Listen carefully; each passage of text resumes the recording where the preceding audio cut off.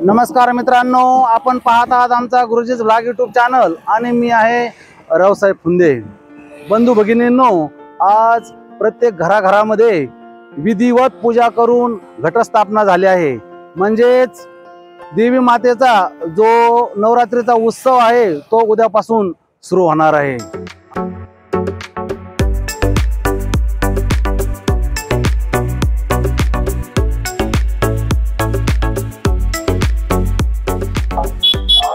मित्रांनो, आजपासून जो नवरात्री उत्सव सुरू होत आहे त्या नवरात्री निमित्त मी माझ्या कुटुंबासकट दरवर्षी मोठा देवीच्या दर्शनाला येत असतो आणि मोठा देवीचा जो नवरात्री उत्सव असतो त्यावर मी दरवर्षी व्लॉग बनवत असतो। आणि आज पहिला दिवस आहे आणि मी चाललोय मोठा देवीच्या दर्शनाला।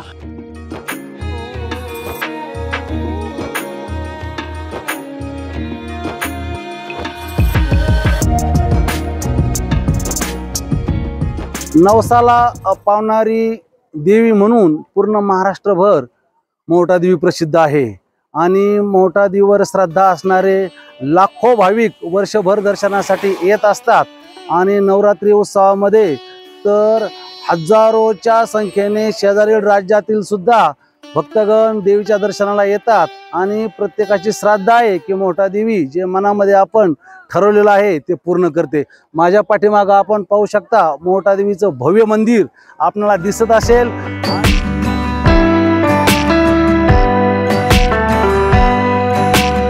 आणि यात्रेनिमित्त या ठिकाणी तुम्ही पाहू शकता जे भक्त आहेत त्यांची वर्दळ ही आपल्याला दिसत असेल।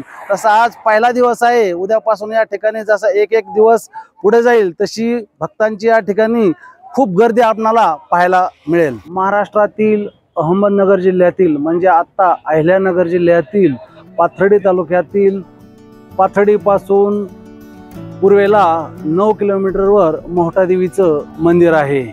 वर्षभर या मंदिरामध्ये भाविकांची गर्दी असते, कारण महाराष्ट्रातील तमाम भक्तांना नवसाला पावणारी मोठा देवी म्हणून या मोठा देवीची ख्याती आहे। पाठीमागं नवरात्रीनिमित्त जे मंदिर या ठिकाणी विद्युत रोषणाईने आपणाला न्हावून निघालेलं दिसतच असेल।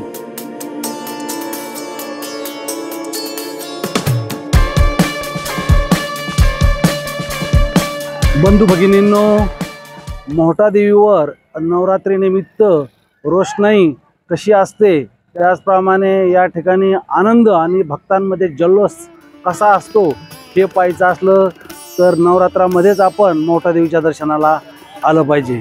आता पहा, एक 10 मिनिटापूर्वी माझं देवीचं दर्शन झालं आणि त्यानंतर संध्याकाळची जी संध्या आरती असते देवीची त्या आरतीमध्ये सुद्धा मला सहभागी होण्याचं भाग्य लाभलं। आपण माझ्या पाठीमागं पाहू शकता मोठा देवीचं जे मंदिर आहे ते विद्युत रोषणाईमध्ये कसं न्हावून निघालेलं आहे।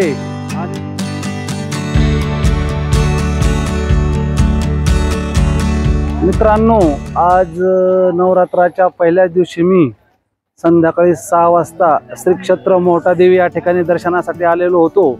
या ठिकाणी आल्याच्या नंतर मला देवीची जी आरती असते त्या आरतीमध्ये सहभागी होण्याचं सुद्धा भाग्य लाभलं। आणि आता तुम्ही पाहू शकता मोठा देवीवरचे जे भक्तांमध्ये उत्साह आहे त्याचप्रमाणे या ठिकाणचं जे विद्युत रोषणाई आहे त्यामुळं कसं मंदिर उजळून निघालेलं दिसतंय। आजचा हा आमचा व्लॉग आपणास कसा वाटला त्याबद्दल कमेंट करा। आमच्या गुरुजीज व्लॉग यूट्यूब चॅनलला सबस्क्राईब जरूर करा। या ठिकाणी मी थांबणार आहे। धन्यवाद।